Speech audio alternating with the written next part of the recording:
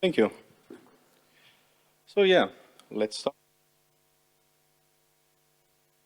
I'm a graduate student at the Zurich University of Applied Science. I did this project together with my supervisor, Gürkan Gür, who's also working there.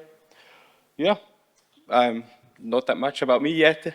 There's just one fun fact. I prefer martial arts to skiing, which is, according to my Swiss colleagues, some true heresy, but not more. Now, we have to talk about AI. Why we need to talk about AI? Because everybody talks about AI now. It's crazy. It's like it's deep. You have DeepSeek, the competition between DeepSeek and OpenAI. You have the Paris AI Summit. Musk's Doge want to go all in. You have Stargate. It's really crazy currently. Everybody's talking about it. But there are suddenly some concerns. There are concerns which are getting more and more raised now. For example, what about privacy? Privacy can be a big issue with AI models. We had the example with Microsoft Recall, where they wanted to, it was a tool which you could recall what you did on your PC. For example, when you had when you searched like a picture of a white rabbit before, and then you could go back and say, where did I see the white rabbit? It will tell you, you visit a website where a white rabbit was on it, for example. The problem was some of that data was stored in the Microsoft cloud, which raised intense privacy concerns because, yeah, well, it's then all you did on the device was then known by Microsoft. Another problem is cost. It costs a lot to train and then also to interference those models. It's really, really, really expensive. Because if you have such a big user base as, for example, Microsoft, it costs such a lot of money to run all those GPUs all the time for all those users. The last issue I'm going to talk about for now is availability. Because if you suddenly lose access, if you have an app or a company who depends on an LLM and you lose suddenly access, it can be really, really problematic for your company. There's a partial solution to that. You can run it locally. There are two main ways to run, or there are currently two main ways to run a LLM locally. You can either run it on the GPU, which is more of a sprinter. So it runs really fast and consumes a lot of power. Or you can run it on an NPU, which is more of a marathon runner, because it doesn't draw that much power, but it can go on and on and on. So it can run, not basically forever, but it can run way longer than a GPU, which is good if you just want to blur the background of your camera. Because if you use the GPU for that, maybe after 1 hour, your laptop has no more battery, which would suck. There are currently 3 main suppliers of NPUs for laptops. That's Intel, Qualcomm, and AMD. AMD went a bit of a different route because they included an FPGA Xilinx, which they acquired before. So they're a bit different. The question now is, what is Copilot Plus? Well, let's have a look what the Microsoft trailer says about it.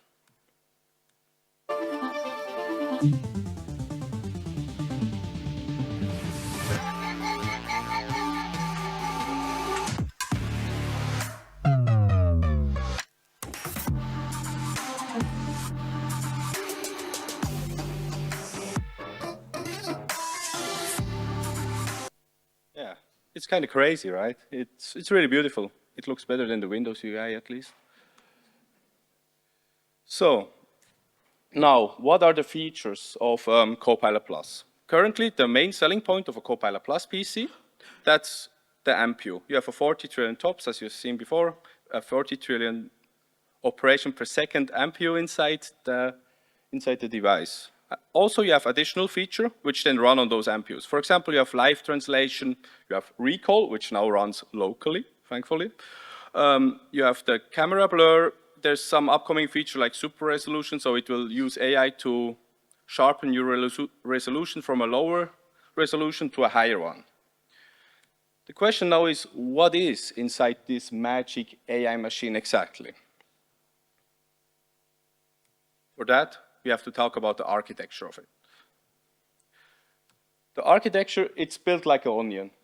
So it has multiple layers. And like an onion, the more you work with it, the more you want to cry. But at the top, you have the application, then you have the Onyx runtime, then DirectML, then comes the DirectX 12 user mode driver or the kernel mode driver. There's an additional architecture. It's called WebNN, which is an upcoming feature for Windows, which allows you to run like your LLM directly inside your browser, which is it's kind of cool. It's really cool. So it's still in dev preview, but it's quite interesting, that stuff. If you look at the architecture of it, it's super similar. You also have the web app, which runs on Onyx runtime web this time, which goes into the WebNN API, which then calls into DirectML. What's the Onyx runtime? It is a cross-platform, cross-language way to run LLMs. It's like a runtime. It's super easy to use and it's really convenient. It's also, it's kind of neat because no matter which operating system you use, you can almost deploy stuff everywhere. It's really nice. Beneath that, you have DirectML. What's DirectML? Well, DirectML is more like COM. It's COM with it's DirectX with COM. So it's the same as DirectX 12. And why that is, I'm going to tell later. Interestingly enough, it's super hard to reverse engineer because it's a mix of C++. It's horrible to reverse engineer. And now we have two ways in front. We can either go to the kernel mode or to the user mode. I choose to go to the kernel mode because the kernel mode actually is for sure a security boundary, while the user mode, the UMD DLL, as user mode driver DLL, isn't actually a security boundary because it can be loaded inside the same process. So I directly went to kernel mode. For that, you have to use device driver interface functions. The thing is, that's pretty old stuff. There was a Black Hat presentation at 2014 about that.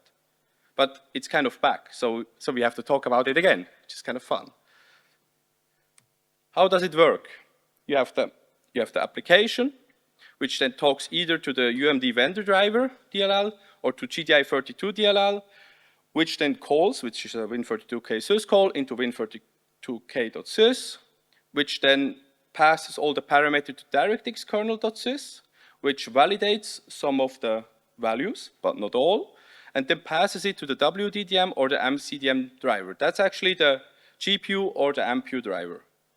And those then interact with the GPU or the NPU. So what is WDDM? It's Windows Driver Device Model. It's the way how GPUs are currently implemented under Windows. So what they did is you have a standardized interface you have to implement, which then they do like stuff like you can render stuff, you have like how you manage your physical allocations because GPU normally has a physical memory, right? And all that stuff is implemented on an interface. The thing is, since 2014, stuff happened, Things can grow, and they can grow big and strong.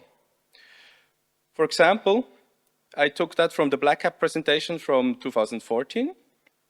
That's how the device driver interface then looked like from his presentation. If we now look what you can implement in 2025, it looks like this. So, things can grow big and strong. Now, in 2021, Microsoft introduced the MCDM. That's a Microsoft Compute Driver Model. That's how an NPU is implemented in Windows now. What is it? Well, it's a subset of the GPU driver. There are 38 functions which are required, 42 which are optional, which you can or cannot implement, and 29 which you are not allowed to implement. So it's quite interesting because that means the GPU and the NPU share interface together, right? They're kind of the same way implemented, or at least some function. There's an overlap there. Now, the thing is, there are also like, there's also some digs, the DirectX query adapter info tab, which should not be supported. But would you tell a website tell you what to do. Well, it's still implemented. So, it doesn't, even if it stands on MSDN, it doesn't, it seems like the specs are not fully 100% enforced by Microsoft. So if you reverse that stuff, you always have to check also for other stuff, not only for the stuff which is according to MSDN allowed. So yeah, it's kind of like a box of chocolate. You never know what you get. So how do you call, or how do you get a handle to an NPU? Well, first we have to set up a struct called d3d-kmd enum adapters 3. Then we have to set the include compute only option to 1. We call the syscall d3d-kmd enum adapters 3. We iterate over the handles. We iterate over each handle, we go back, and then we have to call a second syscall, which is the d3d query adapter info, and set the type to driver description. Then we call the syscall, and we check the resulting buffer. The reason why it's a bit more complicated is because, as I said before, the GPU and the NPU both share the same interface. So if you call enum adapters 3, you get the GPU and the NPU handle back. And then you have to check which one it is, because you can select which one you want, right? So you have to actually check you got the right handle to the right device. But I think we forgot a what about before. What about security? Well, let's talk about attack vectors then. The first attack vector are DDI functions. I discussed them before. Or, like I said before, they're well known. In 2014, there was a talk about the attack vectors on them. There are mainly two properties which can be an issue. That's private driver data and private driver data size. Because those two are normally not validated by DirectX kernel.sys. They directly passed from the user mode to the WDDM or the MCDM driver. So those two, yeah, Microsoft does kind of a hands-off approach with them. So if they just directly pass, and they're, as a researcher, they're super interesting because, yeah, no validation, which is always interesting. The most famous one are DirectX escape functions. DirectX escape functions are a way to share user mode, for the user mode driver to share stuff with the kernel mode driver. The reason why they did this is because you can implement your proprietary, if you have proprietary stuff, like, all the GPU drivers have like anti-lag, or, all their super fancy proprietary technology. Sometimes they're implemented as an escape function because they don't fit into the normal interface Microsoft provides, because it's something custom, right? So that's a way to share custom code from the user mode to the kernel mode. For example, you want to enable anti-lag for a certain process or so, that's how you do it. So escape functions are super interesting if you do research. And because the GPU and the NPU share an interface, it's also interesting for the NPU. The second attack vector is process interference. If you have a scenario like this, you have process 1 talking with LLM 1, process 2 talking with LLM 2, right? What if suddenly process 1 can talk with LLM 2? If you have something like that, then maybe the second process gets upset, or it can change how the LLM 2 will answer to process 2. That's something which could get interesting when Microsoft, they announced that Copilot sometimes in the future can change system settings, or there was a trailer on YouTube about it at least. So yeah, when they do stuff like that, maybe interference gets more and more interesting, because suddenly it could turn into a pre-risk, but we will see in the future. The last attack vector I'm going to talk about, it's the firmware itself. Because the firmware itself, it's often, at least for Intel and AMD, it's loaded inside the NPU driver. And especially for AMD, it's quite interesting because before they loaded directly an XCL bin from the disk, which is actually the Xilinx firmware, which you can find the reference online how it works. So that could be something super interesting for research too. They changed it now. It's now not the entire binary anymore. But I think still some parts, you can still modify some parts over certain escapes. Or not escapes, but if you create a device, you can change certain firmware parts, which could be interesting for research. Are there any mitigations from Microsoft about that? Well, there's one. It's disable Win32K system calls. Then your exploit doesn't work. But a lot of other things also don't work anymore. So yeah, it's kind of hard because if you enable it, you lose access to the NPU, you lose access to the GPU, you lose access to user32 DLL, you lose access to GDI32 DLL. And in general, if you have any GUI stuff, yeah, tough luck, no more for you. So it's kind of hard because if you do anything like also pop up a window or so in your program, you can't enable it because that's a window, that's from GDI32. So it's not as fancy as the seccomp filter in Linux where you can say, oh, this syscall is not allowed. It's like a binary switch. Either you allow it or you can have all or nothing. That's it. Chrome has the mitigation enabled because Chrome has a fancy multiprocess architecture where the renderer has the mitigation enabled and they have a separate GPU process which then doesn't have the mitigation, so it can still talk with the GPU, right? The thing is, it's still a dev preview, but currently, if you look how they start, it's only available on Edge. But if you see how you have to start it, you have to disable the GPU sandbox. So also for WebNN currently, the GPU sandbox mitigation is not enabled. So, time to talk about bugs. The first bug I'm going to talk about, it's in the Qualcomm Snapdragon NPU. Here, I hope you can read that. Here you have that's the escape function handler of the Qualcomm NPU. Here at the top, you have two user supplied values, right? That's from the private driver data, as I said before, that's not validated by Windows. Then, those are passed into the function I call lock virtual address size. What does this function do? Well, here we see this function. You have it allocates the MDL of the pointer we passed from the private driver data. And here we do mmprobe and log pages.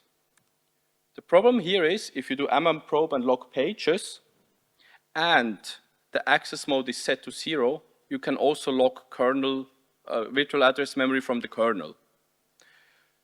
The problem with, and that's the CVE with that. Why does it matter that you can log kernel memory?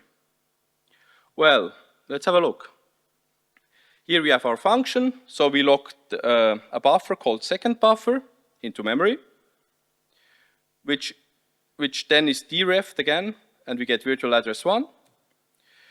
Virtual address 1 is logged as the write buffer with a size of 4 bytes. We also have in the second buffer, the second buffer also has a value at 0x28. Both of them are then passed to write value to out. And write value to out derefs the pointer and writes the value at that address. That means we have an arbitrary write to out where, because we control the address and we can control the value. That's why it matters. I know it looks a bit convoluted here, but if you look at it from a data view, it's pretty easy to understand, right?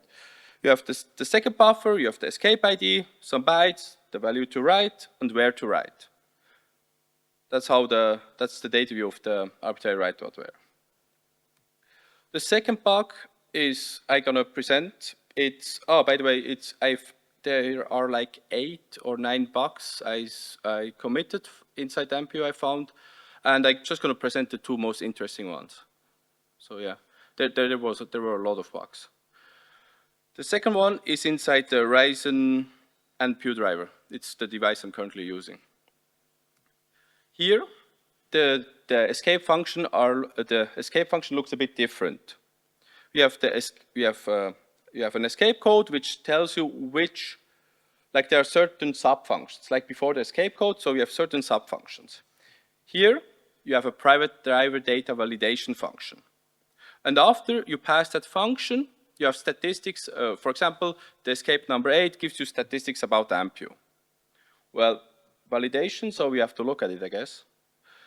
Here, that's the validation function. Here, you see, they build like little, I call them structs. They build little structs inside, which they each on their own, they validate. So here, you have the offset plus the minimal size of the current struct, followed by the offset of the next struct. So you have multiple structs after each other. Then you have the data size of the current struct, and then we overflow. Because you have a uint32 plus a uint32 compared to uint32. And it's also an integer truncation because the .d in binary ninja means it's truncated from uint64 to uint32.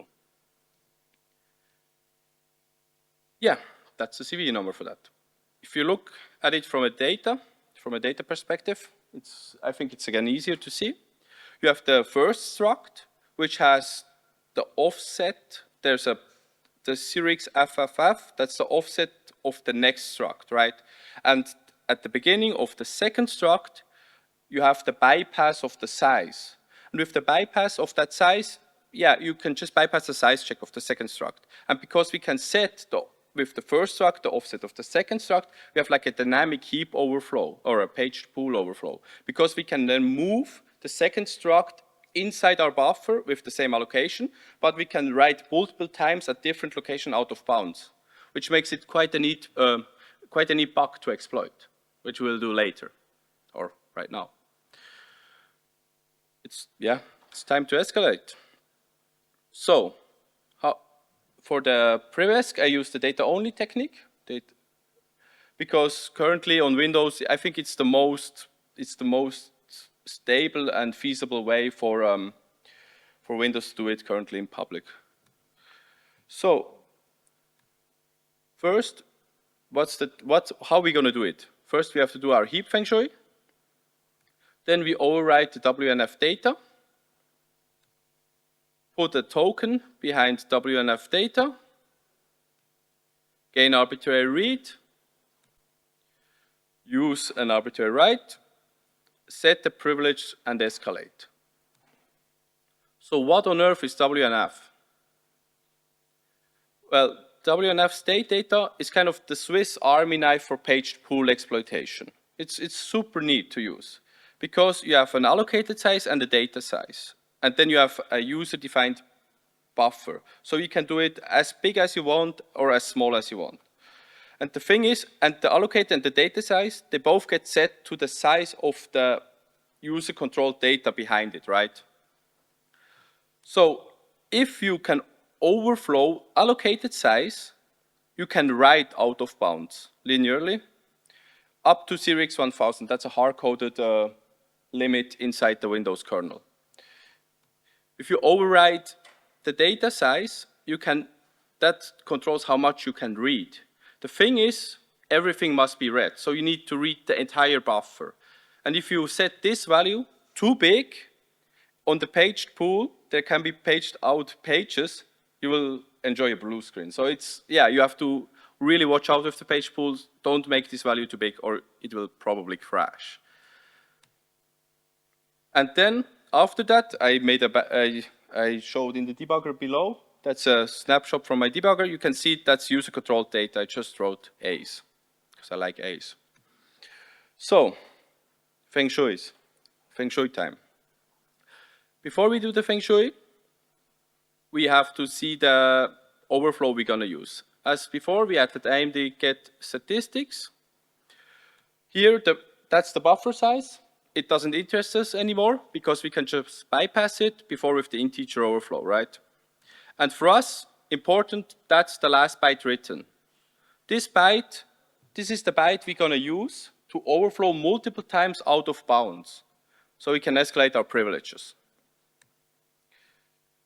After we sprayed WNF state data, our Feng Shui should look like this. We have continuous allocation of WNF state data. What we do afterwards is we free one of them, right? We free one of the WNF state data, and then we allocate the DirectX escape inside. Actually, we do that multiple times, 3 times, because we then override the allocated size with FDFD, which is our overflow primitive, and the data size just with Series7FD. The reason why we do that is we can then see which WNF state data has a different size from the other ones, and we can allocate which WNF state data we overflowed, because one of them is a bit bigger. But I cannot use FDFD because on the page pool, otherwise it's so big, there's a high chance our exploit will crash. So I had to do it like this. After that, now we're here, right? What we do afterwards is we overflow a second WNF state data. The reason for that is we want better values, right? So now, because we want to fully control the allocation behind our WNF state data. To do that, we overflow with the first WNF data, we overflow the second one and set the values to 0x1000 and 0x1000. So we have stable linear out-of-bounds read and write.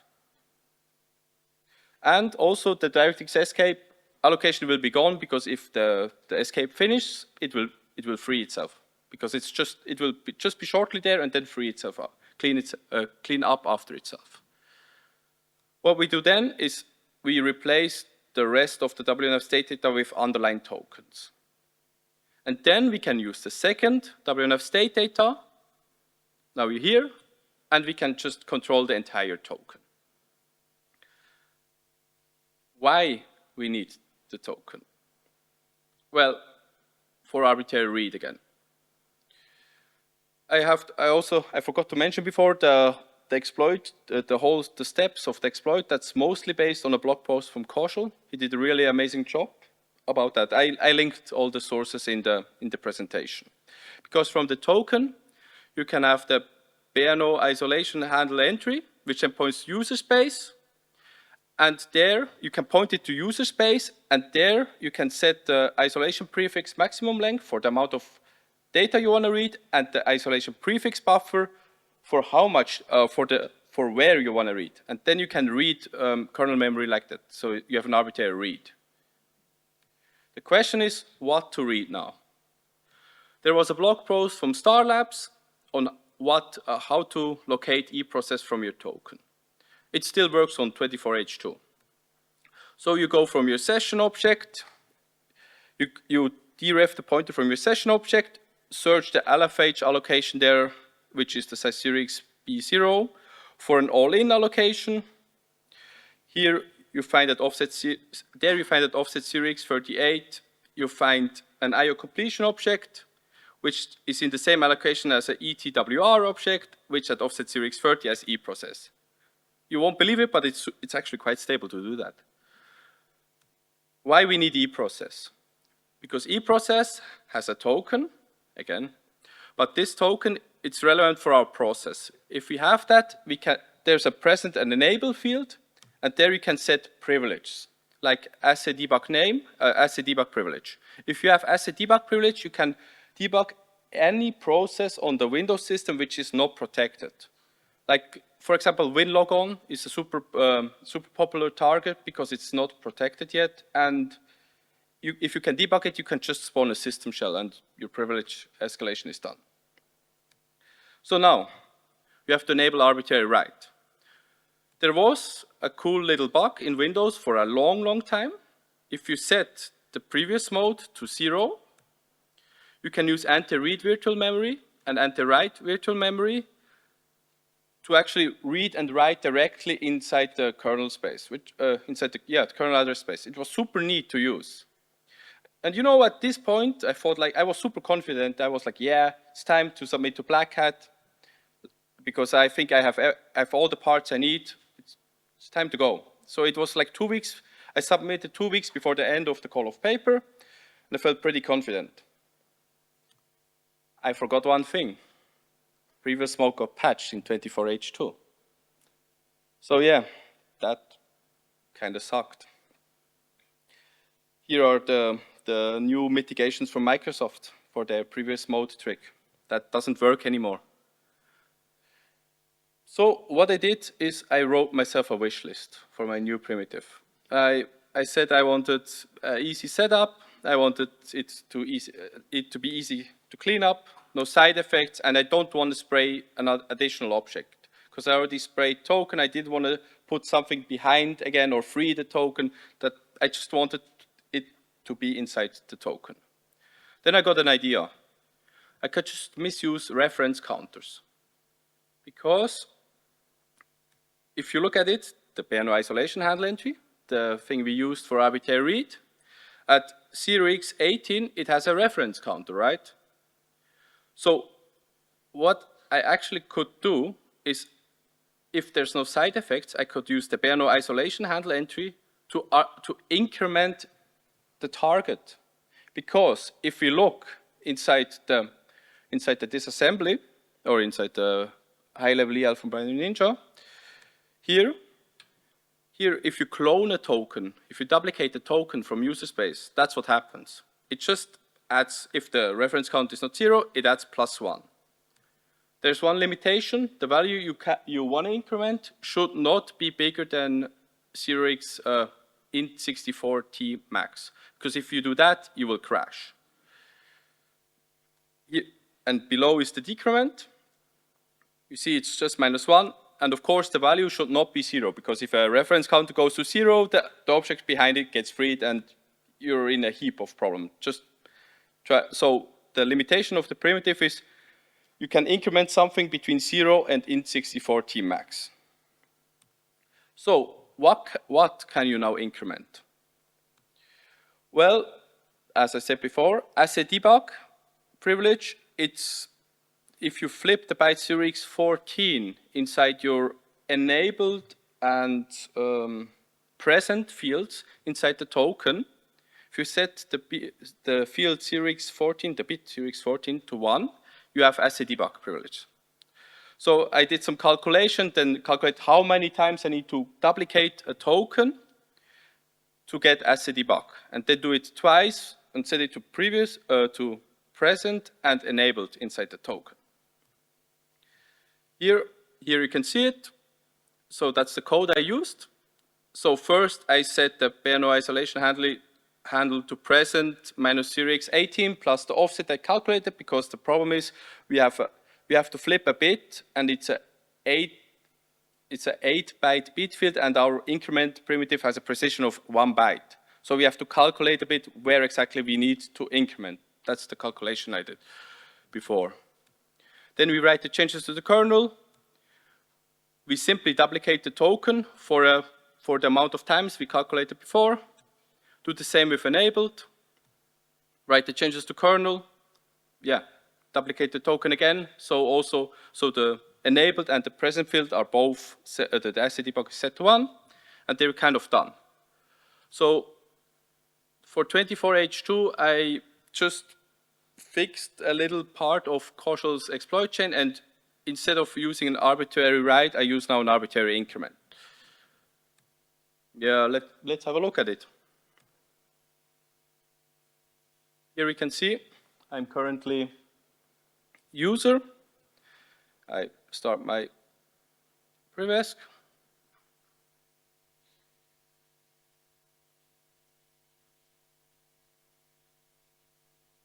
And now we should be system.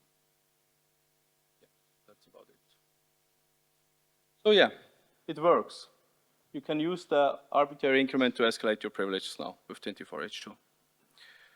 So what you can, like the 3 main points from this talk you can take away.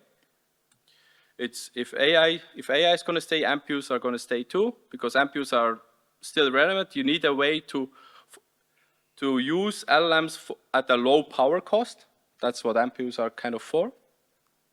Ref counters are awesome. You don't have to use them only as initial primitive in a bug. You can also use them later in the chain.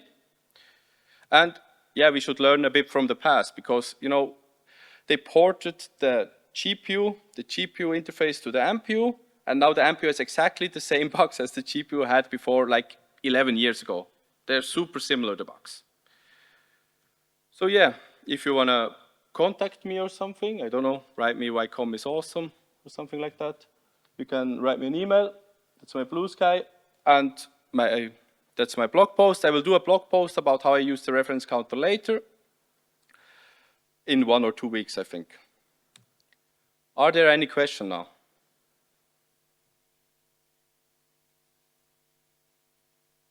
Yes?